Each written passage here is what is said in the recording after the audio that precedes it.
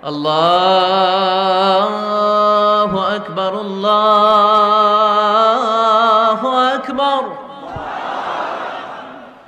الله أكبر الله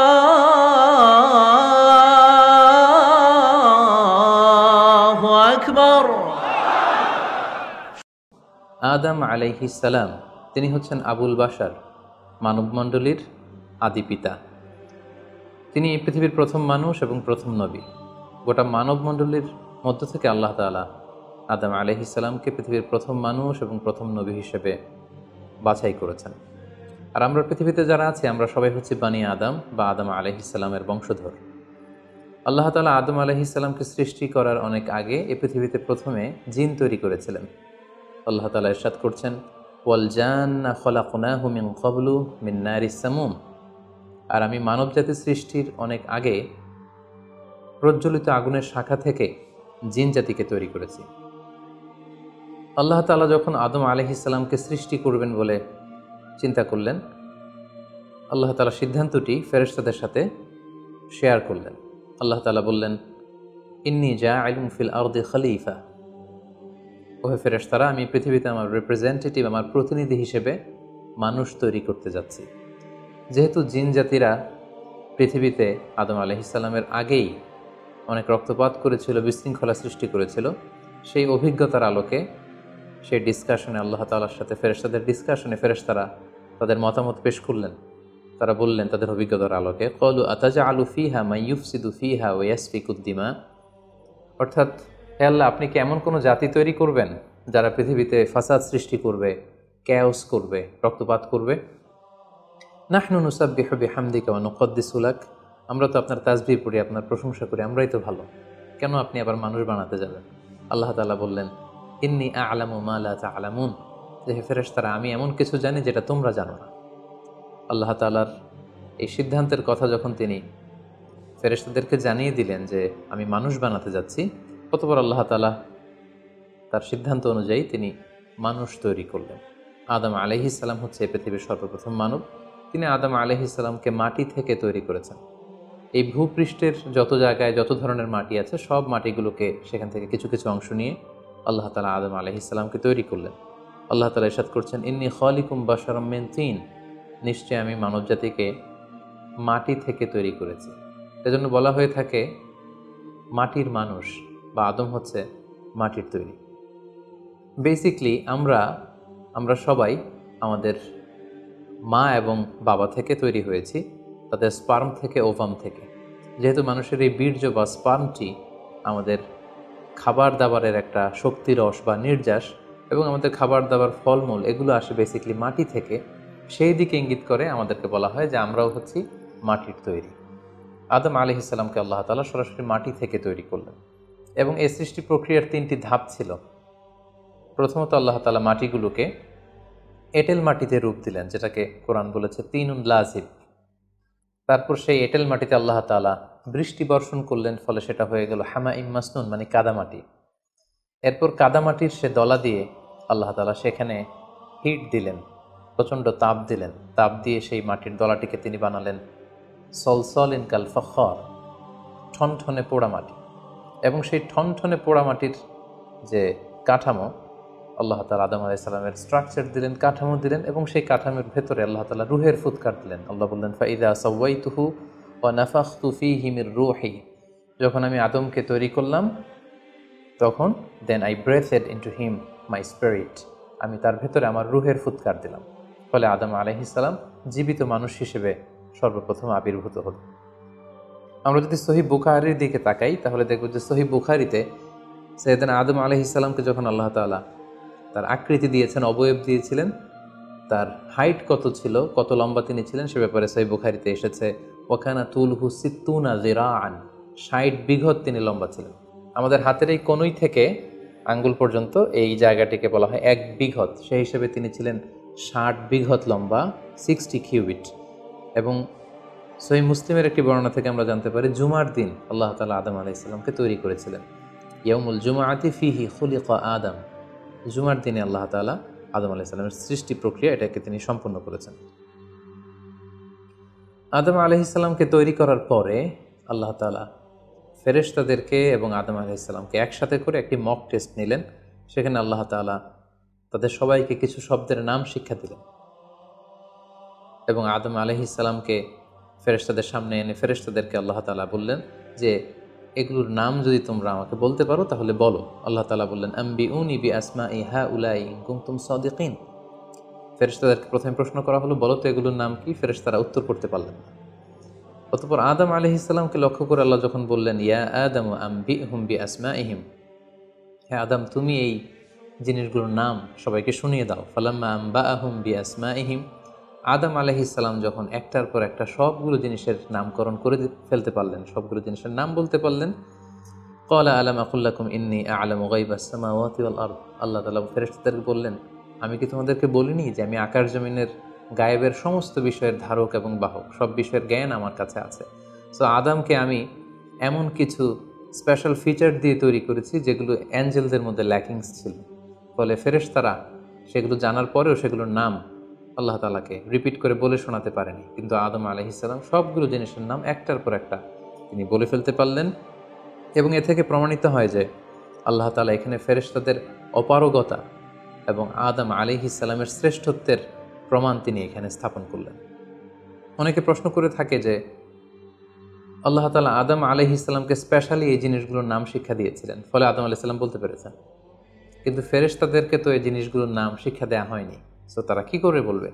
কোরআনের কোথাও এটা সুস্পষ্ট বলা হয়নি যে আল্লাহ তাআলা যখন এই জিনিসগুলোর নাম শিক্ষা দিচ্ছিলেন তখন আলাদা করে আদম আলাইহিসসালামকে শিক্ষা দিচ্ছিলেন। বরং এমনও হতে পারে যে শেখানোর প্রক্রিয়াটি যখন চলছিল তখন ফেরেশতা এবং আদম তারা সকলেই উপস্থিত ছিল, কিন্তু আদম আলাইহিসসালামকে আল্লাহ তাআলা এমন কিছু মানবিক বৈশিষ্ট্য স্পেশাল ফিচার দিয়ে তৈরি করেছেন যার ফলে তিনি এগুলোর উত্তর করতে পেরেছিলেন। কিন্তু ফেরেশতাদের মধ্যে ওই বিষয়গুলো না থাকার কারণে ফেরেশতারা সেগুলোর উত্তর করতে পারেনি। ফেরেশতাদের সামনে আদম আলাইহিসসালামের শ্রেষ্ঠত্বের প্রমাণ হওয়ার পরে আল্লাহ তাআলা সকল ফেরেশতাদেরকে আদেশ করলেন যে তোমরা আদম আলাইহিসসালামকে একটা সম্মানসূচক সেজদা দাও, যেটাকে অনারারি প্রোস্ট্রেশন বলে। আল্লাহ তাআলা বললেন উসজুদু লি আদম ফাসাজাদু ইল্লা ইবলিস আবা ওয়াস্তাকবারা ওয়া কানা মিনাল কাফিরিন। আল্লাহ তাআলা আদেশ দেওয়ার সাথে সাথেই সকল ফেরেশতারা সেজদা দিল। আসলে এই সেজদাটা কেমন ছিল আমরা জানি না। আমরা সাধারণত রুকু করলে we just bow down our head just little bit, আমরা আমাদের মাথা একটু নিচু করি। আমরা যখন সেজদা দেই আমরা আমাদের কপাল মাটিতে ছুঁয়ে দেই, এটা হচ্ছে আমাদের সেজদা। কিন্তু ফেরেশতাদের সেজদা আসলে আদতে কেমন ছিল আমরা জানি না। এজন্য ফেরেশতাদের কোনো বিষয়, জিনদের কোনো বিষয়, এটা যদি আমরা আমাদের মতো করে কল্পনা করি এটা ভুল হবে। বরং যেভাবে সেজদা দেওয়ার দরকার ছিল ফেরেশতারা ঠিক সেভাবেই আদম আলাইহিসসালামকে সেজদা দিয়েছেন। কিন্তু এই সেজদাটি এবাদতের সেজদা নয়, কারণ এবাদত হিসেবে সেজদা দেওয়া যাবে শুধুমাত্র কেবলমাত্র আল্লাহ তাআলাকে। এই সেজদাটি ছিল সম্মানসূচক সেজদা, অনারারি প্রোস্ট্রেশন। ফাসাজাদু ইল্লা ইবলিস, আল্লাহ তাআলা আদেশ দেওয়ার সাথে সাথে সকল ফেরেশতারা সেজদা দিল, ইবলিস ছাড়া। আবা ওয়াস্তাকবারা ওয়া কানা মিনাল কাফিরিন, সে সেজদা দিতে অস্বীকৃতি জানালো, ফলে সে কাফিরদের অন্তর্ভুক্ত হয়ে গেল। এখন প্রশ্ন হচ্ছে হু ইজ দিস ইবলিস? ইবলিস কে? এতক্ষণ পর্যন্ত আমরা আল্লাহ তাআলার সাথে ফেরেশতাদের ডিসকাশন, শেয়ারিং শুনেছি। আদম আলাইহিস সালামকে হঠাৎ করে সৃষ্টি করলেন, কিন্তু নাও এ নিউ ক্যারেক্টার অ্যাপিয়ার্ড, নতুন একটি ক্যারেক্টার চলে এসেছে, সেটা হচ্ছে ইবলিস। ইবলিস হচ্ছে এক মহাজ্ঞানী সত্তা, যে হচ্ছে কানা মিনাল জিন। কোরআন আমাদেরকে কনফার্ম করেছে কানা মিনাল জিন্নি ফাফাসাকা আন আমরি রাব্বি। ইবলিস বা শয়তান বেসিকলি জিন জাতির অন্তর্গত। আমরা আমাদের আদম আলাইহিস সালামের আলোচনার শুরুতেই বলেছি যে আল্লাহ তাআলা মানব সৃষ্টির আগে এই পৃথিবীতে জিন তৈরি করেছিলেন। ইবলিস হচ্ছে সেই জিনের অন্তর্গত। সে এবাদতে এত বেশি পরিশ্রমী ছিল, সে বেশি বেশি আবাদত করতে করতে আল্লাহ তাআলার প্রিয় সত্তায়, প্রিয় ভাজনে পরিণত হয়েছে। ফলে আল্লাহ তাআলা তার স্ট্যাটাসকে অনেক হাই করে দিয়েছেন এবং ফেরেশতাদের সাথে থাকবার সুযোগ করে দিয়েছিলেন। তাকে আল্লাহ তাআলা এতটাই সম্মান দিয়েছিলেন, সে চাইলেই আল্লাহ তাআলার সাথে সরাসরি কথা বলতে পারত। কিন্তু আল্লাহ তাআলা যখন আদম আলাইহিস সালামকে সেজদা দেওয়ার আদেশ করলেন, সবাই সেজদা দিল, ইবলিস ছাড়া। আল্লাহ তাআলা এ পর্যায়ে ইবলিসকে জিজ্ঞেস করলেন মা মানাআকা আল্লা তাসজুদা ইয আমারতুক, হে ইবলিস, কিসে তোমাকে বাধা দিল সেজদা দিতে? কেন তুমি সেজদা দিলে না? সবাই যেখানে সেজদা দিল তুমি কেন সেজদা দিলে না? ইবলিস তখন উত্তরে বলল আনা খায়রুম মিনহু খালাকতানি মিন নার ওয়া খালাকতাহু মিন তিন। আমি আদমের চাইতে শ্রেষ্ঠ। সে আল্লাহর সাথে আর্গুমেন্ট দিতে শুরু করলো, লজিক দিতে শুরু করলো। সে যদি অন্তত এতটুকু বলতো যে আল্লাহ আপনি কেন আমাকে সেজদা দিতে বলছেন, আমি এটার সিগনিফিক্যান্স, এটার কারণ জানতে চাই, অথবা আল্লাহ আমি ভুল করে ফেলেছি, আপনি আমাকে ক্ষমা করুন, এর কোনোটাই না করে সে আল্লাহর সাথে আর্গুমেন্ট দিতে লাগলো।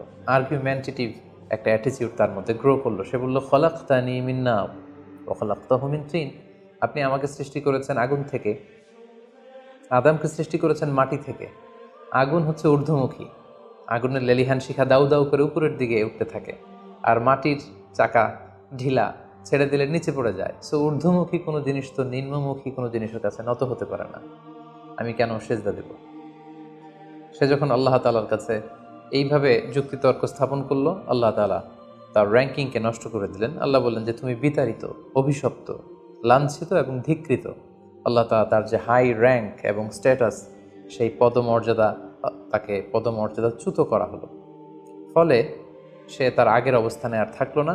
সে আল্লাহ তাআলাকে এবার বলতে আরম্ভ করলো, ক্বাল আনজিরনি ইলা ইয়াউমি ইউবআসুন, হে আল্লাহ, এত বছর আমি ইবাদত করার পরে আপনার প্রিয় ভাজন হলাম, কিন্তু শুধু আদমকে সম্মানসূচক সেজদা প্রদর্শন না করার কারণে আপনি আমার স্ট্যাটাসকে নামিয়ে দিলেন, আপনি আমাকে ধিক্কৃত, অভিশপ্ত বলে ঘোষণা করলেন। তাহলে আমি আপনার কাছে একটা জিনিস চাই, সেটা হচ্ছে আনজিরনি ইলা ইয়াউমি ইউবআসুন, আপনি আমাকে কিয়ামত পর্যন্ত হায়াত দিন, যাতে আমি কিয়ামত পর্যন্ত বেঁচে থাকতে পারি। এবং সে শুধু আল্লাহর সাথে আর্গুমেন্ট দিয়েই ক্ষান্ত হয়নি, সে এ পর্যায়ে আল্লাহ তাআলাকে চ্যালেঞ্জ ছুড়ে দিল। বেসিকলি যদিও ইবলিস এত এত ইবাদত করে আল্লাহ তাআলার প্রিয় হয়েছিল, ফেরেশতাদের পর্যায়ে চলে গিয়েছিল, আল্লাহ তাআলা তার সাথে ডিরেক্টলি কথা বলতো, কিন্তু ইবলিসের ভেতরে একটা সুপ্ত অহমিকা বোধ ছিল। আল্লাহ তাআলা চেয়েছেন এই ইনসিডেন্টের মধ্য দিয়ে সেই সুপ্ত অহমিকা বোধটা প্রকাশ করে দিতে। ইবলিস ভাবতো যে কেউ আমাকে ছাড়িয়ে যেতে পারবে না, আমি সবার চাইতে শ্রেষ্ঠ। সে বলেছিল আনা খাইরুম মিনহু, আমি তার চেয়ে শ্রেষ্ঠ। তার ভেতরে যে সুপ্ত অহমিকা বোধ, এই যে অ্যারোগ্যান্স, এই যে ইগোইস্টিক সমস্যা, আল্লাহ তাআলা চেয়েছেন এই ঘটনার অবতারণা ঘটিয়ে ইবলিসের ভেতরকার এই অহমিকা বোধকে প্রকাশ করে দিতে, এবং সেটাই ঘটেছে। এবার সে আল্লাহ তাআলাকে চ্যালেঞ্জ দিয়ে বলল যে আল্লাহ আপনি আমাকে কিয়ামত পর্যন্ত হায়াত দিন, লা আকউদান্না লাহুম সিরাতাকাল মুস্তাকিম, আপনার এই আদম সন্তান, বনি আদমের যারা পৃথিবীতে আসবে, তারা কি করে জান্নাতে যায় সেটা আমি দেখে নেব। আমি সিরাতুল মুস্তাকিমের সামনে বসে থাকবো, যাতে করে তারা সরল সঠিক পথ পেতে না পারে, তারা যাতে সত্যের পথে থাকতে না পারে। আমি তাদেরকে সুম্মা লাআতিয়ান্নাহুম মিন বাইনি আইদিহিম ওয়া মিন খালফিহিম ওয়া আন আইমানিহিম ওয়া আন শামাইলিহিম, সামনে থেকে, পেছন থেকে, ডান দিক দিয়ে, বাঁ দিক দিয়ে, সব দিক দিয়ে আমি তাদেরকে কুমন্ত্রণা দিব, ধোঁকা দিব, টেম্পটেশন দিব, হুইসপারিং করব। ফালা তাজিদু আকসারাহুম শাকিরিন, আপনি তাদেরকে শুকরগুজার কৃতজ্ঞ বান্দাদের অন্তর্ভুক্ত পাবেন না। আল্লাহ তাআলা বললেন লামান তাবিআকা মিনহুম লাআমলাআন্না জাহান্নামা মিনকুম আজমাইন, তুমি আমাকে চ্যালেঞ্জ দিচ্ছ, ঠিক আছে, আমিও তোমার চ্যালেঞ্জ নিলাম, চ্যালেঞ্জ অ্যাকসেপ্টেড। তোমাকে এবং তোমাকে যারা ফলো করবে, ফলোয়ারদেরকে, তাদের সবাইকে দিয়ে আমি জাহান্নামকে পরিপূর্ণ করব। আল্লাহ তাআলা ইবলিসকে কিয়ামত পর্যন্ত হায়াত দিলেন, তার চ্যালেঞ্জ গ্রহণ করলেন, এবং ইবলিসও তার মিশন এবং ভিশন ফিক্স করে নিল যে যে আদমের কারণে আজকে আমি এতটা ধিক্কৃত, অভিশপ্ত, লাঞ্ছিত, সে আদমকে এবং সে আদমের সন্তানদেরকে, বনি আদমকে আমি জাহান্নামে ঢুকানোর আগ পর্যন্ত ক্ষান্ত হব না। এবং আল্লাহ রাসূল সাল্লাল্লাহু আলাইহি ওয়াসাল্লাম বললেন যে ইন্না শাইতানা ইয়াজরি মিনাল ইনসানি মাজরাদ দাম, মানুষের রক্ত প্রবাহের সাথে ইবলিস মিশে যেতে পারে, সেখানে যে সে কুমন্ত্রণা দিতে পারে। সেই ঘটনার পর থেকে আল্লাহ তাআলার সৃষ্টির, দুইটি শক্তিশালী সৃষ্টির মধ্যে তৈরি হয়ে গেল চিরশত্রুতা, চিরবিদ্বেষ, চিরদ্বন্দ্ব, শয়তান আর বনি আদম। আদম আলাইহিস সালামকে যখন সেজদা করতে বলা হলো, সবাই সেজদা করলো, কিন্তু ইবলিস সেজদা করলো না। এই ঘটনার পর আদম আলাইহিস সালাম কেমন যেন একটু একাকিত্ব এবং অস্থিরতা ফিল করতে লাগলেন, লোনলিনেস, কারণ তার কোনো সাথী নেই, সঙ্গী নেই, প্রতিবেশী নেই, বন্ধু নেই, বান্ধব নেই, কেউ নেই। মানুষ হিসেবে তিনি কেবল একা, বড়ই একা।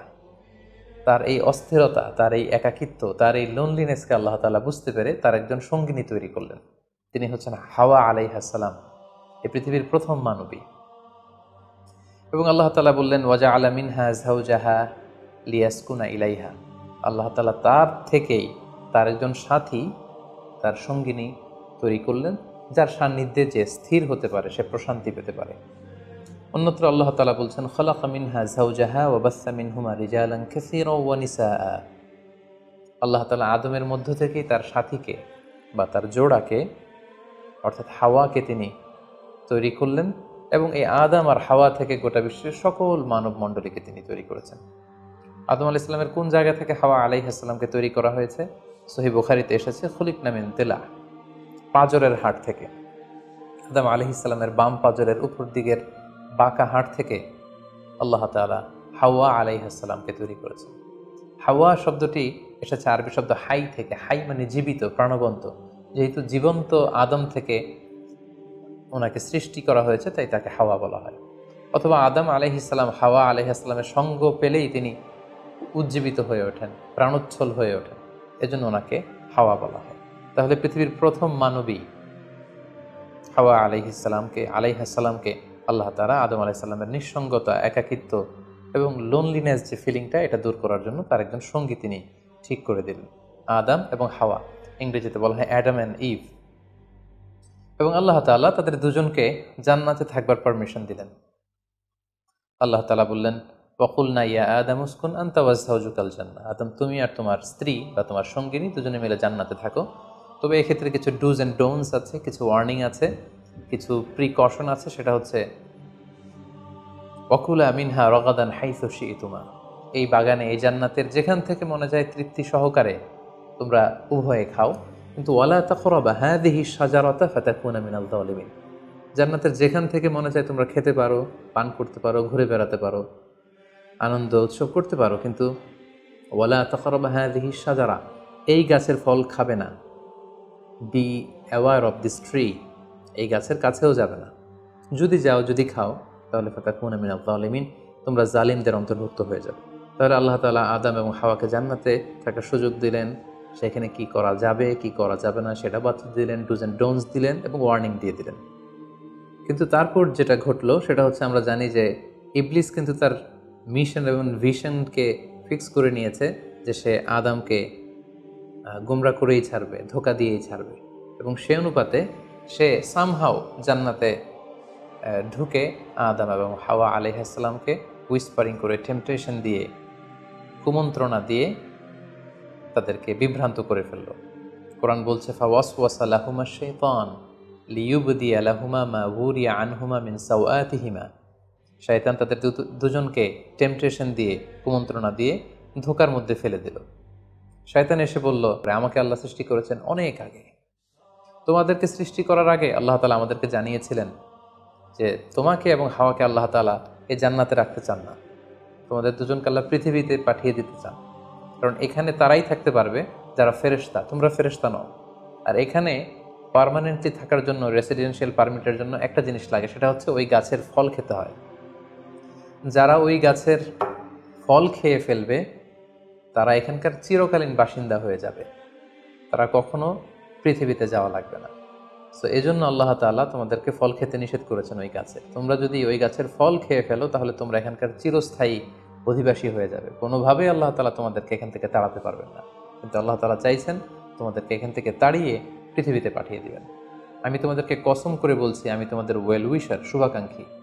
শয়তান বলল যে, ওয়াকাসামাহুমা ইন্নী লাকুমা মিনান নাসিহিন, নিশ্চয় আমি তোমাদের জন্য শুভাকাঙ্ক্ষী, তোমরা আমার কথা শোনো। যদি এখানে আরামে দিনাতিপাত করতে চাও তাহলে তোমরা এই ফল খাও, ফলে তোমাদেরকে আর কোথাও যাওয়া লাগবে না। আদম আলাইহিস সালাম আল্লাহ তাআলার সে দেয়ার ডুজ অ্যান্ড ডোন্টস, সে ওয়ার্নিংয়ের কথা ভুলে তিনি এবং তার স্ত্রী ওই নিষিদ্ধ ফল থেকে খাওয়া শুরু করলেন। এবং খাওয়ার সাথে সাথেই ফালাম্মা যাকা শাজারাতা বাদাত লাহুমা সাওআতুহুমা ওয়া তাফিকা ইয়াখসিফানি আলাইহিমা মিন ওয়ারাকিল জান্নাহ। ওই নিষিদ্ধ গাছের ফল খাওয়ার সাথে সাথেই আদম আলাইহিস সালাম এবং হাওয়া আলাইহিস সালামের গায়ে যে জান্নাতি পোশাক ছিল, অটোমেটিক্যালি সেই পোশাক খুলে পড়তে আরম্ভ করলো। ওনারা উলঙ্গ হয়ে যেতে লাগলেন। তড়িঘড়ি করে ওনারা জান্নাতের বিভিন্ন পাতা এনে, বিভিন্ন লতা পাতা এনে ওনাদের প্রাইভেটকে ওনারা ঢাকলেন। এবং তখনই ওনারা বুঝতে পারলেন, আমরা কি করলাম, আমরা তো মহাভুল করে ফেলেছি, আমরা তো আল্লাহ তাআলার আদেশকে অমান্য করেছি। আল্লাহ তাআলার সাথে সাথে বললেন, আলাম আনহাকুমা আন তিলকুমা শাজারা, আদম এটা তোমরা কি করলে, আমি তো এটা কখনো এক্সপেক্ট করিনি। আমি কি তোমাদেরকে নিষেধ করিনি এই গাছের ফল খেতে? এবং আমি কি তোমাদেরকে বলে দিইনি যে ইন্না শাইতান লাকুম আদুউম মুবিন, শয়তান তোমাদের সুস্পষ্ট চিরশত্রু? কেন তোমরা এই কাজটা করলে? আদম আলাইহিস সালাম এবং হাওয়া আলাইহিস সালাম ওনারা লজ্জিত হলেন, ওনাদের কাজের জন্য ওনারা লজ্জিত হলেন। আল্লাহ তাআলা বলছেন, ওয়ালাকাদ আহিদনা ইলা আদামা মিন ক্বাবলু ফানাসিয়া ওয়ালাম নাজিদ লাহু আজমা। আমি আদমকে ওসিয়ত করেছিলাম যে এই কাজটি তুমি করো না, কিন্তু আদম আলাইহিস সালাম ভুলে গিয়েছেন। আল্লাহ তাআলার আদেশ পালনে আল্লাহ বলছেন, আমি আদমকে দৃঢ় প্রত্যয়ী পাইনি। ফলে আদম আলাইহিস সালাম এবং হাওয়া আলাইহিস সালাম ওনারা নিজেদের ভুল বুঝতে পারলেন এবং অনুতপ্ত হলেন, লজ্জিত হলেন, আল্লাহ তাআলার কাছে ক্ষমা চাইতে লাগলেন। আল্লাহ তাআলা তাদেরকে ক্ষমার কিছু বাক্য শিখিয়ে দিলেন। ফাতালাক্কা আদামু মির রাব্বিহি কালিমাত, কিছু বাক্য শিখিয়ে দিলেন। সেই বাক্যগুলো কি ছিল? সেগুলো ছিল, রব্বানা যালামনা আনফুসানা ওয়া ইল্লাম তাগফির লানা ওয়া তারহামনা লানাকুনান্না মিনাল খাসিরিন। হে আল্লাহ, আমরা জুলুম করে ফেলেছি আমাদের নাফসের উপর, আমরা ভুল করেছি।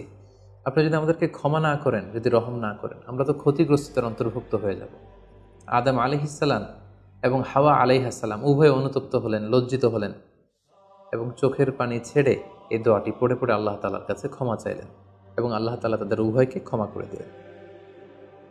এবার আল্লাহ তাআলা তাদের দুজনকে বললেন, যেহেতু তোমরা আমার আদেশকে মান্য করতে পারোনি, সেজন্য তোমাদেরকে পৃথিবীতে চলে যেতে হবে। ইহবিতু বা'দুকুম লিবা'দিন আদু, তোমাদেরকে পৃথিবীতে নামিয়ে দেয়া হলো। ওয়ালাকুম ফিল আরদি মুস্তাকাররু ওয়া মাতাউন ইলা হিন, এই পৃথিবী হবে তোমাদের আবাসস্থল। এই পৃথিবীতে অনেক জীবন উপকরণ তোমাদের জন্য থাকবে। ফিহা তাহিয়াউন ও ফিহা তামুতুন ওয়া মিনহা তুখরুজুন, you live there, you die there, and you will be resurrected from there. তোমরা পৃথিবীতে বসবাস করবে, পৃথিবীতেই তোমাদের মৃত্যু হবে এবং এই পৃথিবীর কবর থেকেই, মাটি থেকেই তোমাদেরকে আবার আমি পুনরুত্থান করব। And this is my decision. Adam আলাইহিস সালাম এবং হাওয়া আলাইহিস সালাম পৃথিবীর প্রথম মানব এবং মানবীকে জান্নাত থেকে আল্লাহ তাআলা পৃথিবীতে নামিয়ে দিলেন এবং আল্লাহ বললেন যে তোমাদেরকে নামিয়ে দিয়ে আমি ক্ষান্ত হচ্ছি না। ফাইম্মা ইয়াতিয়ান্নাকুম মিন্নি হুদান, আমার গাইডেন্স তোমাদের কাছে আসবে। ফামান তাবিআ হুদায়া ফালা ইয়াযিল্লু ওয়ালা ইয়াশকা, আমার দেয়া পথ নির্দেশিকা এবং গাইডেন্স যারা মেনে চলবে তারা কখনো পথভ্রান্ত হবে না, তারা কখনো গোমরা হবে না। অতঃপর আল্লাহ তাআলা তাদের দুজনকে পৃথিবীতে নামিয়ে দিলেন। আদম এবং হাওয়া কোথায় নামিয়ে দিলেন এ ব্যাপারে ঐতিহাসিকদের মধ্যে মতভেদ পাওয়া যায়। কিছু কিছু ঐতিহাসিকগণ বলেন যে আদম আলাইহিস সালামকে মক্কা এবং তায়েফের মাঝখানে দাহনা নামক একটা জায়গায় আল্লাহ নামিয়ে দিয়েছেন। কোনো কোনো বর্ণনা মতে পাওয়া যায় যে আদম আলাইহিস সালামকে আল্লাহ তাআলা ইন্ডিয়ান সাবকন্টিনেন্টে শ্রীলঙ্কার সিংহাল নামক একটা জায়গায় পাঠিয়েছেন এবং তারা সেখানে অ্যাডামস পিক নামে একটি পাহাড়ের কথা বলে থাকেন, যেখানে আদম আলাইহিস সালামের ফুটপ্রিন্ট বা পায়ের ছাপ সংরক্ষিত আছে বলে অনেক ঐতিহাসিকগণ মত প্রকাশ করেছেন। হাওয়া আলাইহিস সালামকে সৌদি আরবের জেদ্দা নগরীতে আল্লাহ তাআলা নাজিল করেন বলে অনেক ঐতিহাসিকগণ মতামত দিয়েছেন। তাহলে তারা পৃথিবীর এক এক দিকে এক একজন, অনেক দিন পরে তারা দুজন সৌদি আরবের জাবালে রাহমা, যেখানে বিদায় হজের ভাষণ দিয়েছিলেন আল্লাহ রাসূল সাল্লাল্লাহু আলাইহি ওয়াসাল্লাম, ময়দানটাকে বলা হয় ময়দানুল আরাফাত, আরাফাতের ময়দানে ওনারা আবার রিইউনাইটেড হয়েছেন এই পৃথিবীর বুকে। সম্মানিত, শুধু এ পর্যায়ে আমরা জানবো how was the life of Adam and Eve on earth. এই পৃথিবীতে আদম আলাইহিস সালাম এবং হাওয়া আলাইহিস সালামের একেবারে পৃথিবীর শুরুর দিকের জীবন পরিক্রমাটা কেমন ছিল। হাউ ওয়াজ দেয়ার লাইফ, কীভাবে তারা তাদের জীবন অতিবাহিত করেছেন। আমরা জানি যে তাদের দুজনের মাধ্যমেই হিউম্যান হিস্ট্রি শুরু হয়েছিল, মানব ইতিহাস। তাদের জীবন পরিক্রমাটা কিছুটা ভিন্ন, আমাদের চাইতে ভিন্ন, যেহেতু তারাই পৃথিবীর প্রথম মানব এবং মানবী। তাদের কোনো প্রতিবেশী নেই, তাদের কোনো বন্ধুবান্ধব নেই, পৃথিবীতে আর কোনো মানুষ তাদের আশেপাশে ছিল না, শুধু তারাই। তো সেক্ষেত্রে এক আল্লাহ তাআলার ইবাদত ছাড়া তাদের মৌলিক যে কাজটা ছিল সেটা ছিল পপুলেশন, কাল্টিভেশন অ্যান্ড কনস্ট্রাকশন। কী করে জনসংখ্যা বৃদ্ধি করা যায় পৃথিবীতে, কী করে সন্তান লালন পালন করা যায়, কী করে চাষাবাদ করা যায়, কী করে ফার্মিং করা যায় এবং কী করে মানব সভ্যতার বিনির্মাণ করা যায়, এটাই ছিল পৃথিবীর প্রথম মানব এবং এই মানবীর প্রধানতম দায়িত্ব। যেহেতু ওনারা যদি নতুন প্রজন্ম তৈরি না করেন, ওনারা যদি চাষাবাদ না করেন, ওনারা যদি সভ্যতা বিনির্মাণ না করেন, তাহলে পৃথিবীতে মানব সভ্যতা টিকে থাকবে না। ফলে মৌলিক ইবাদতের পাশাপাশি এগুলোই ছিল ওনাদের কাজ। আল্লাহ তাআলা সব শিখিয়ে দিলেন কিভাবে গাছ রোপণ করতে হয়, কিভাবে চাষাবাদ করতে হয়, কিভাবে ছাগল গরু এগুলো লালন পালন করতে হয় এবং সেখান থেকে কিভাবে দুধ দহন করে নিজেদের খাবারের যোগান দিতে হয়। বেসিকলি আদম আলাইসাল্লামের কাছে যে সহিফাগুলো নাজিল হয়েছিল সেখানে শরীয়তের মূলনীতির চাইতে কিভাবে পৃথিবী আবাদ করতে হবে এই বিষয়গুলোই বেশি স্থান পেয়েছিল। এক্ষেত্রে সবচেয়ে মজার ব্যাপার হচ্ছে আদম আলাইহিস সালামের এই জীবন পরিক্রমার সবচেয়ে গুরুত্বপূর্ণ একটি মজার বিষয় হচ্ছে যে কিছুদিন পরেই তাদের কুলকে আলোকিত করে, তাদের সংসারকে আলোকিত করে নতুন প্রজন্ম আসতে শুরু করলো। এবং আদম আলাইহিস সালাম এবং হাওয়া আলাইহিস সালামের মাধ্যমে যে সন্তানরা পৃথিবীতে আসতো তারা ছিল অলওয়েজ টুইন বেবি বা যমজ সন্তান হিসেবে আসতো। সর্বপ্রথম আল্লাহ তাআলা তাদেরকে একটি সন্তান, একটি ছেলে সন্তান এবং একটি মেয়ে সন্তান দিয়ে ধন্য করলেন এবং তারা তাদের নাম রাখলেন, ছেলেটির নাম রাখলেন কাবিল, মেয়েটির নাম রাখলেন আকলিমা। এবং তারপরের বছর আবারও হাওয়া আলাইহিস সালাম গর্ভবতী হয়ে সন্তান জন্ম দিলেন। সেক্ষেত্রেও একটি ছেলে একটি মেয়ে, কারণ এই ছেলে মেয়েদের বিয়ে দেওয়ার তখন পদ্ধতি ছিল এই বছর যেই ছেলে জন্মগ্রহণ করেছে সেই ছেলের সাথে পরের বছরের মেয়ের বিয়ে হতো এবং এই বছর যে মেয়ে জন্মগ্রহণ করেছে তার সাথে পরের বছরের ছেলের সাথে এভাবে ক্রসিং সিস্টেমে বিয়ে হতো। যেহেতু পৃথিবীতে আর কোনো মানুষ তাদের আশেপাশে ছিল না, ফলে নিজেদের ভাই বোনদের মধ্যে বিয়ে হতো, তবে ওলট পালট করে। তো এর ফলে বাই ডিফল্ট আদম আলাইহিস সালামের ছেলে কাবিলের ভাগ্যে এসে জুটল তার পরের টার্নের যে বোন জন্মগ্রহণ করেছে হাবিলের সাথে, তার নাম ছিল লাবুদা। লাবুদার সাথে কাবিলের বিয়ে হবে এবং হাবিলের সাথে ইকলিমার বিয়ে হবে, এটাই ফিক্স করা হলো। কিন্তু এখানে একটি সমস্যা দেখা দিল, সেটি হচ্ছে ইকলিমা ছিল খুবই সুন্দরী, she was a very beautiful lady. ফলে কাবিল এটা মেনে নিতে পারেনি। সে প্রশ্ন উত্থাপন করলো যে কেন আমি লাবুদাকে বিয়ে করব? লাবুদা হচ্ছে কিছুটা শ্যামলা প্রকৃতির, আমি তাকে বিয়ে করব না, বরং আমার সাথে আমার যে বোন জন্মগ্রহণ করেছে সে ইকলিমাকে আমি বিয়ে করব। আদম আলাইহিস সালাম বললেন, না, এটা আল্লাহর দেয়া আদেশ।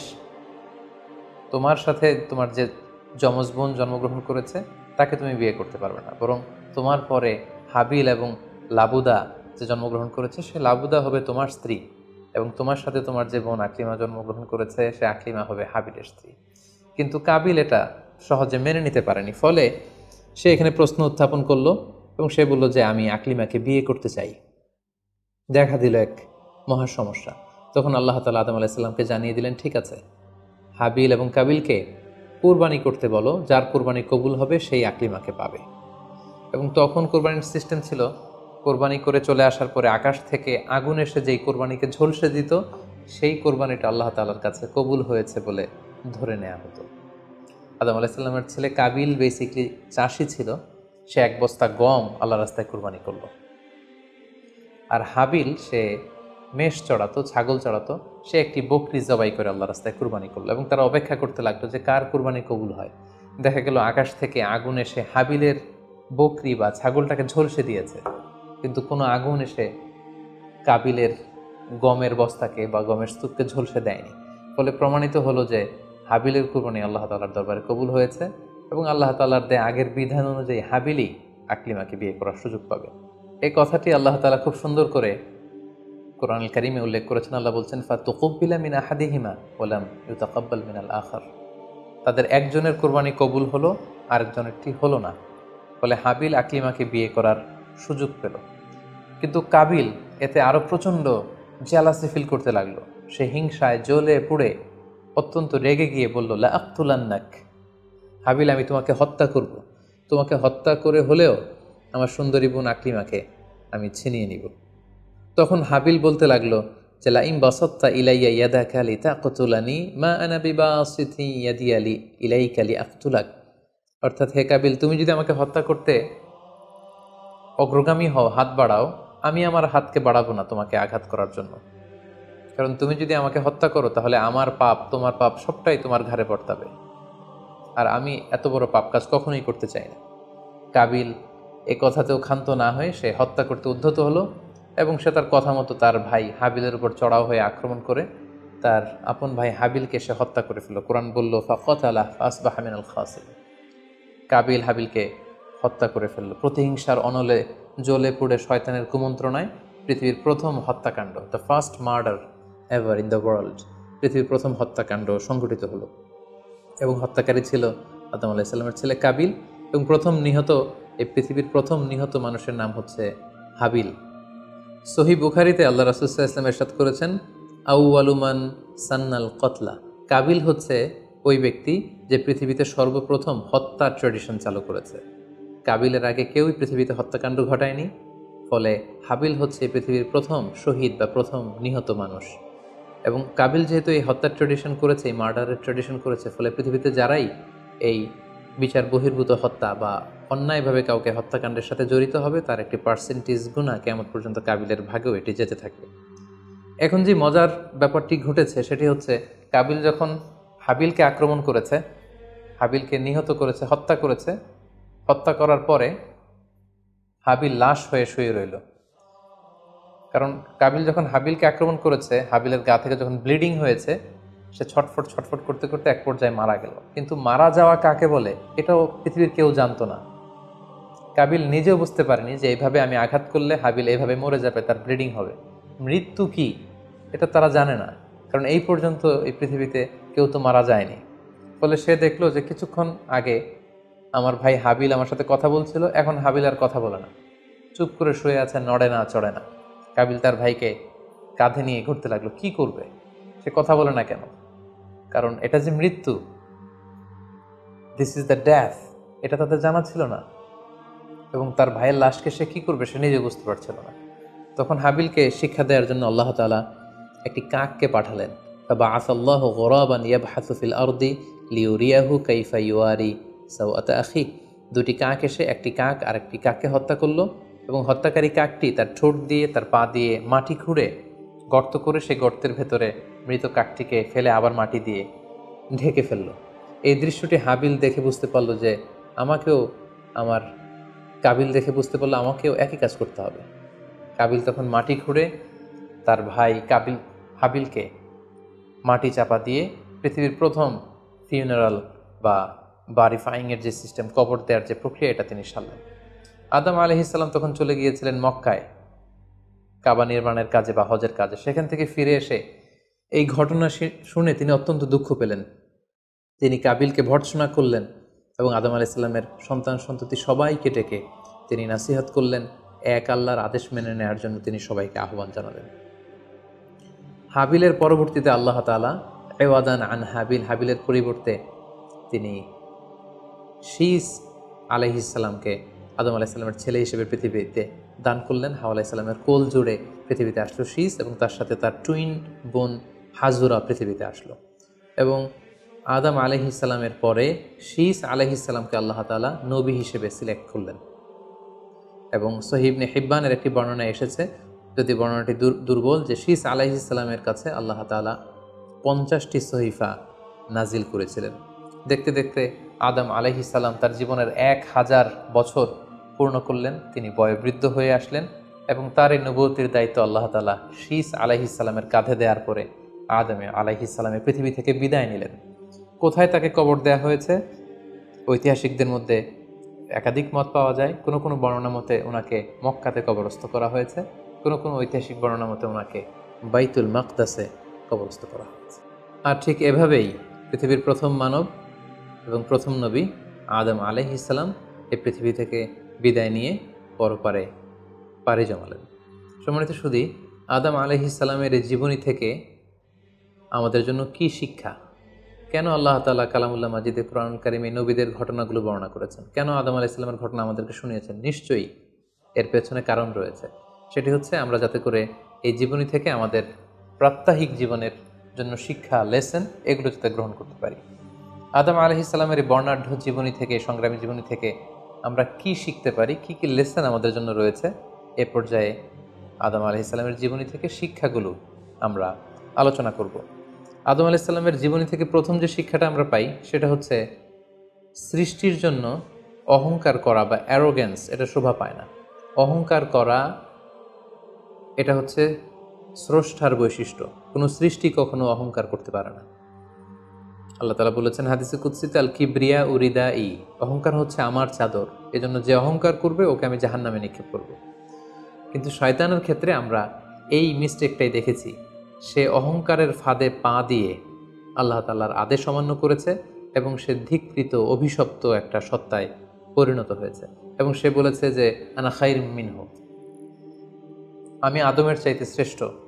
কোনো বিশ্বাসী, কোনো প্র্যাকটিসিং মুসলিম কখনো নিজেকে বড় মনে করতে পারে না। ইসলাম আমাদেরকে এটা শেখায় না। নিজেকে বড় মনে করা এটা হচ্ছে শয়তানের স্বভাব, যেটা আমরা আদম আলাইহিস সালাম এবং শয়তানের যে ঘটনা ইনসিডেন্ট সেখান থেকে আমরা জানতে পারলাম। নিজেকে বড় মনে করা এটা শয়তানের অ্যাটিটিউড। বিশ্বাসীরা কখনো নিজেকে বড় মনে করে না, তারা কখনো অ্যারোগ্যান্ট অ্যাটিটিউডের হতে পারে না। কারণ আল্লাহ রাসূল সাল্লাল্লাহু আলাইহি ওয়াসাল্লাম আমাদেরকে শিখিয়েছেন, আল্লাহুম্মা জাআল ফি আইনি সাগীরা ওয়া ফি আ'ইউনিন নাসি কাবীরা। হে আল্লাহ, আপনি আমার চোখে আমাকে ছোট বানান, মানুষের চোখে আপনি আমাকে বড় বানান। আপনি নিজেকে কখনো বড় বলে উপস্থাপন করতে পারবেন না। আপনি বড় এটা আপনার মুখে বলা শোভা পায় না, বরং আপনি বড় কিনা ছোট এটা মানুষ প্রমাণ করবে, সেটা মানুষ ডিসাইড করবে।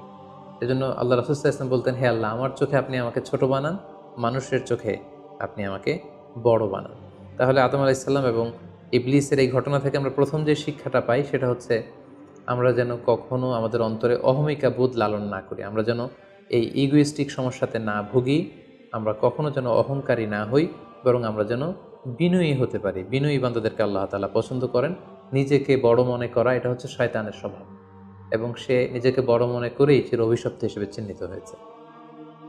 আদম আলাইহিস সালামের ঘটনা থেকে আরও একটি শিক্ষা আমরা যেটি পাই সেটি হচ্ছে শয়তানের প্রথম মিশন ছিল মানুষের দেহ থেকে পোশাক খুলে ফেলা। আই রিপিট, আমি আবারও বলছি, মানুষের দেহ থেকে পোশাক খুলে ফেলা, নগ্নতা বা অশ্লীলতা, এটা হচ্ছে শয়তানের প্রধান হাতিয়ার।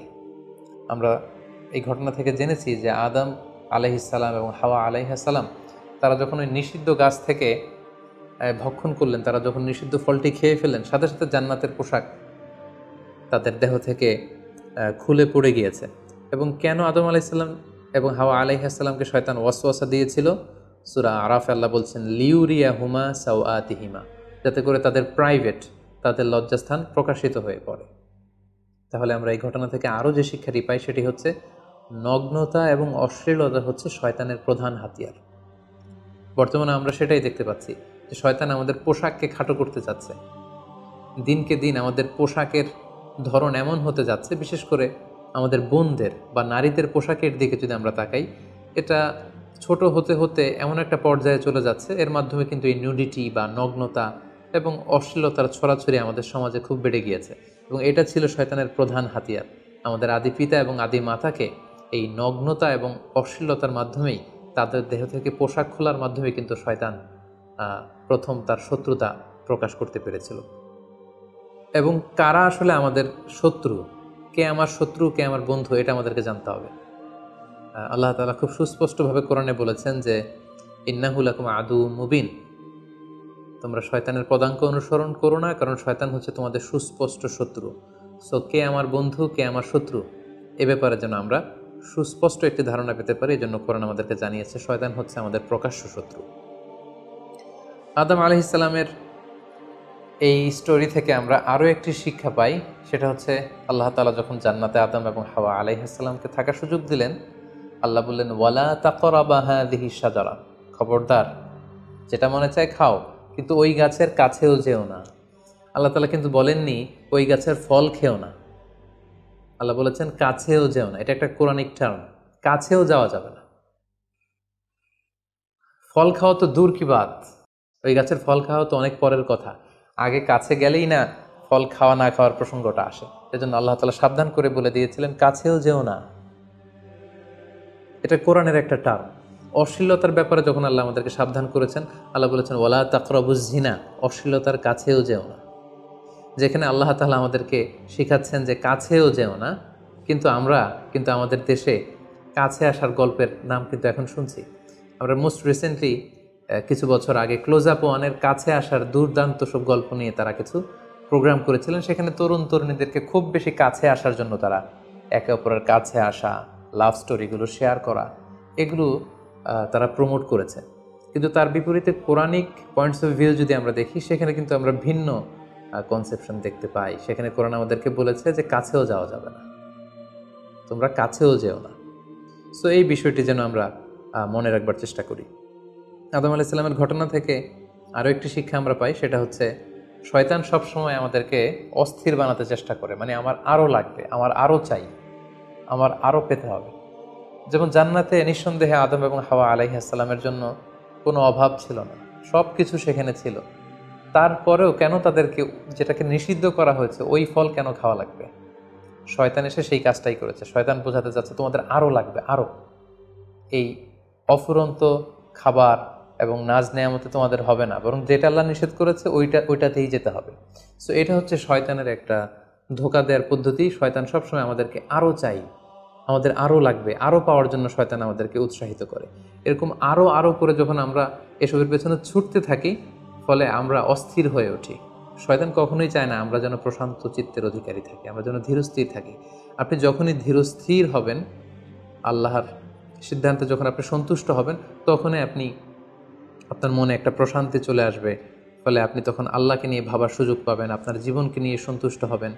তখন আপনার মধ্যে একটা কামনেস, একটা ট্রায়াঙ্কুলিটি চলে আসবে। কখনোই শয়তান এটা চায় না, বরং শয়তান সবসময় একটা প্রতিযোগিতার মধ্যে রেখে আরও লাগবে, আরও চাই, এরকম একটা উন্মাদনা, অস্থিরতা শয়তান সবসময় আমাদের মধ্যে ছড়িয়ে দিতে চায়। এই গল্প থেকে আমরা আরও একটি জিনিস শিখতে পারি, সেটা হচ্ছে দ্য পাওয়ার অফ দোয়া। দোয়ার যে কত বড় শক্তি। একটু খেয়াল করে দেখুন যে আল্লাহ তাআলা শয়তানের দোয়াও কিন্তু ফিরিয়ে দেয়নি, কিন্তু আমরা অল্পতে নিরাশ হয়ে যাই। শয়তান বলেছিল, আল্লাহ তুমি আমাকে চিরকাল বেঁচে থাকার সুযোগ দাও, লম্বা হায়াত দাও। আল্লাহ এই দোয়া কবুল করলেন। শয়তান বললেন, আল্লাহ আমি ডানে বায়ে সামনে পেছনে সব দিক থেকে যেন আদম এবং হাওয়াকে, মানুষকে কুমন্ত্রণা দিতে পারি, তুমি সুযোগ দাও। আল্লাহ সুযোগ দিলেন, আল্লাহ দোয়া কবুল করলেন। শয়তান বলল, আল্লাহ আমি যেন মানুষের শিরায় উপশিরায় রক্তের প্রবাহের ভেতরে ঢুকে যেন আমি টেম্পটেশন দিতে পারি। আল্লাহ তাআলা এটাও কবুল করলেন। তো যে আল্লাহ তাআলা শয়তানের দোয়া কবুল করে ফেলতে পারেন, সে আল্লাহ তাআলাকে আমাদের দোয়া কবুল করবেন না? অবশ্যই করবেন। তো সেক্ষেত্রে দোয়ার মতো দোয়া করতে হবে। সিনসিয়ার দোয়া ইজ লাইক এ মিজাইল। আপনি যদি সিনসিয়ারলি দোয়া করেন, এটা মিজাইলের মতো। মিজাইল হামলা করলে যেমনি লক্ষ্যবস্তুতে যে ভেদ করে, তেমনি দোয়ার মতো যদি দোয়া করা যায়, চাওয়ার মতো যদি আল্লাহ তাআলার কাছে চাওয়া যায়, সেই দোয়াটাও আল্লাহ তাআলা কবুল করবেন। দোয়া ইটস অ্যান আর্ট, এটা একটা শিল্প। কেমন করে চাইতে হয়, কেমন করে দোয়া করতে হয়, সেটাও জানতে হয়। সো আমরা যখন আল্লাহ তাআলার কাছে চাইবো, আমরা যেন খুব সিনসিয়ারলি চাই। 5 নম্বর যেই শিক্ষাটি আমরা পাই, সেটা হচ্ছে রিপেন্টেন্স, অনুতপ্ত হওয়া। শয়তানও আল্লাহর আদেশ অমান্য করেছে, আদম আলাইহিস সালামও আদেশ অমান্য করেছে। আল্লাহ বলেছেন সেজদা দাও, শয়তান সেজদা না দিয়ে আদেশ অমান্য করল। আল্লাহ তাআলা আদমকে বলেছেন এই গাছের কাছে যেও না, আদম আলাইহিস সালাম ভুল করে খেয়ে তিনিও আদেশ অমান্য করলেন। পার্থক্যটা কোথায়? পার্থক্য হচ্ছে শয়তান ভুল করে সে ভুলের উপর অটল থেকে গিয়েছিল, অহংকার করেছিল। কিন্তু আদম আলাইহিস সালাম ভুল করে তিনি অনুতপ্ত হয়েছিলেন। শয়তান ভুল করে ভুলের উপর স্থির থাকে, আর আল্লাহর প্রিয় বান্দারা ভুল করে তারা আল্লাহ তাআলার কাছে ক্ষমা চায়। আমরা মানুষ হিসেবে আমাদের ভুল হতেই পারে, এটা খুবই স্বাভাবিক। কুল্লুকুম খাত্তা, তোমরা সবাই পাপী, ও খায়রুল খাত্তাইনা তাওয়াবুন। এই পাপীদের মধ্যে সবচেয়ে শ্রেষ্ঠ পাপী হচ্ছে যে পাপী পাপ করার পরে আল্লাহ তাআলার কাছে তওবা করে, অনুতপ্ত হয়। অনুতপ্ত বান্দার চোখের পানির যে কত পাওয়ার, জাহান্নামের আগুন কোনো কিছু দিয়ে নেভানো সম্ভব না, কিন্তু অনুতপ্ত বান্দার চোখের পানি দিয়ে জাহান্নামের আগুন নিভে যায়। একজন বান্দা যখন ভুল করে, পাপ করে, ভুল বুঝতে পেরে অনুতপ্ত হয়ে চোখের পানি ছাড়ে, তার চোখের পানি চোখ বেয়ে, তার নাকের ডগা বেয়ে মাটিতে পড়ার আগেই আল্লাহ অনুতপ্ত বান্দার সব গুনাহ মাফ করে দেন। তাই আমরা যেন আল্লাহ তাআলার কাছে অনুতপ্ত হতে পারি। শয়তান আল্লাহকে সেদিন চ্যালেঞ্জ দিয়ে বলেছিল, আল্লাহ আমি দেখে নেব কি করে তুমি তোমার বান্দাদেরকে জান্নাতে ঢুকাও। আল্লাহ তাআলা বললেন, চ্যালেঞ্জ অ্যাকসেপ্টেড, তোমার চ্যালেঞ্জকে আমিও গ্রহণ করলাম। তুমি আজীবন আমার বান্দাদেরকে ধোঁকা দিবে, কিন্তু আমার বান্দা যখন অনুতপ্ত হয়ে চোখের পানি ছেড়ে ক্ষমা চাইবে, আমি জীবনের সব গুনাহ মাফ করে দেব। সো অনুতপ্ত হয়ে আল্লাহর কাছে চাওয়ার এই সুযোগকে যেন আমরা নষ্ট না করি। আমরা যেন ভুল করলে আল্লাহ তাআলার কাছে ক্ষমা চাই, আমরা যেন তাওবা করে ফিরে আসি। 6 নম্বর যে শিক্ষাটি আমরা আদম আলাইহিস সালামের গল্প থেকে পাই, সেটা হচ্ছে our life is full of struggle. আমাদের জীবনটা হচ্ছে খুবই স্ট্রাগল করে এই জীবনটাকে লিড করতে হয়। এখানে অনেক ইফোর্ট দিতে হয়। দুনিয়াকে বলা হয় দারুল আসবাব, পরিশ্রম করে, লড়াই করে নিজের অবস্থানকে এখানে জানান দিতে হয়। প্রতিকূল পরিবেশে কিভাবে আপনি টিকে থাকবেন, দুর্যোগ মোকাবেলা করে কিভাবে আপনি টিকে থাকবেন, সেটার শিক্ষা কিন্তু এই পৃথিবীতে আছে। যেমন আদম আলাইহিসসালাম, হাওয়া আলাইহিসসালাম যখন পৃথিবীতে এসেছেন, তাদের জন্য সব কিছু যে একেবারে প্রিপেয়ার্ড ছিল ব্যাপারটি এমন নয়। ওনাদেরকে কষ্ট করতে হয়েছে, ওনাদেরকে চাষাবাদ করতে হয়েছে, মেষ পালন করতে হয়েছে, গাছ রোপণ করতে হয়েছে, ঝড় ঝঞ্ঝা বন্যা, এই প্রতিকূল পরিবেশে তাদেরকে টিকে থাকার লড়াই করতে হয়েছে। ফলে এই পৃথিবীতে টিকে থাকতে হলে লড়াই করতে হয়, সংগ্রাম করতে হয়। এই জীবনটা হচ্ছে সংগ্রামময় একটা জীবন। ফলে আদম আলাইহিস সালামের এই সংগ্রামী জীবন থেকে আমরা এটাও বুঝতে পারি যে এখানে আমাদেরকে টিকে থাকার জন্য লড়াই করে করে নিজের অস্তিত্বের জানান দিতে হবে। সর্বশেষ আদম আলাইহিস সালামের জীবনী থেকে যে আমরা শিক্ষাটি পাই, সেটি হচ্ছে এই পৃথিবীতে অনেক ধরনের ফিতনা আছে, এর মধ্যে নারী ঘটিত ফিতনা একটি বড় ধরনের ফিতনা, এবং এই পৃথিবীর প্রথম যে হত্যাকাণ্ড সেটা নারী ঘটিত কারণেই হয়েছে। এবং সহিহ মুসলিম আল্লাহ রাসূল সাল্লাল্লাহু আলাইহি ওয়াসাল্লাম বলেছেন, ফাইন্না আউওয়ালা ফিতনাতি বানি ইসরাঈল কানাত ফিন্নিসা, বনি ইসরায়েলের প্রথম ফিতনাও নারীদের ব্যাপারেই ঘটেছে। এবং আল্লাহ রাসূল বলেছেন, আমার পরে তোমাদের জন্য নারীদের ফিতনার চাইতে বড় কোনো ফিতনা আমি রেখে যাইনি। ফলে এই নারী ঘটিত ফিতনা থেকে আমাদেরকে সাবধান থাকতে হবে। বর্তমানেও যখন আমরা পত্রপত্রিকা খুলি, প্রায় কিন্তু আমরা এই ধরনের অশ্লীলতা, নগ্নতা, ধর্ষণের মতো জঘন্য ঘটনার কথা আমরা শুনি। এতে করে আমরা বুঝতে পারছি যে নারী ঘটিত ফিতনাটা আসলেই অনেক বড় ফিতনা। এক্ষেত্রে আসলে নারীদেরকে ব্লেম করা হচ্ছে না, এক্ষেত্রে উভয়ই সমানভাবে অপরাধী। নারী পুরুষ উভয়কেই আল্লাহ তাআলা তাদের চোখকে অবনমিত রাখতে বলেছেন। এই হাদিস দ্বারা এটা প্রমাণ হয় না যে নারীদেরকে ব্লেম করা হচ্ছে, বরং ঘটনাটা যেহেতু নারী কেন্দ্রিক, সেহেতু নারী ঘটিত ফিতনার কারণে পৃথিবীতে প্রথম হত্যাকাণ্ড ঘটেছে, এবং এখনও এ জাতীয় ঘটনার কারণে অনেক ধরনের ফাসাদ ফিতনা সমাজে ছড়িয়ে পড়ছে। সো আমাদেরকে আদম আলাইহিস সালামের জীবনী থেকে আরও একটি শিক্ষা হচ্ছে, এই নারী ঘটিত ফিতনা থেকে বেঁচে থাকার জন্য নারী পুরুষ উভয়কেই তাদের নজর বা দৃষ্টির লাগাম টেনে ধরতে হবে। দৃষ্টিকে যদি আমরা নিয়ন্ত্রণ করতে না শিখি, তাহলে ফিতনা কমানো সম্ভব না। আল্লাহ রাসূল সাল্লাল্লাহু আলাইহি ওয়াসাল্লাম বলেছেন, আন-নাযার সাহমুন মিন সিহামি ইবলিস, দৃষ্টি হচ্ছে শয়তানের বিষ মাখানো তীরবানের মধ্যে থেকে একটি তীর। এই বিষ মাখানো তীর দিয়ে শয়তান নারী পুরুষকে কাবু করে অশ্লীলতার পথের দিকে নিয়ে যায়।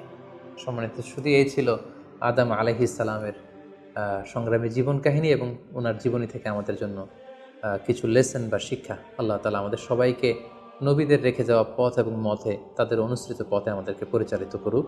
আসসালামু আলাইকুম ওয়া রাহমাতুল্লাহি ওয়া বারাকাতুহু।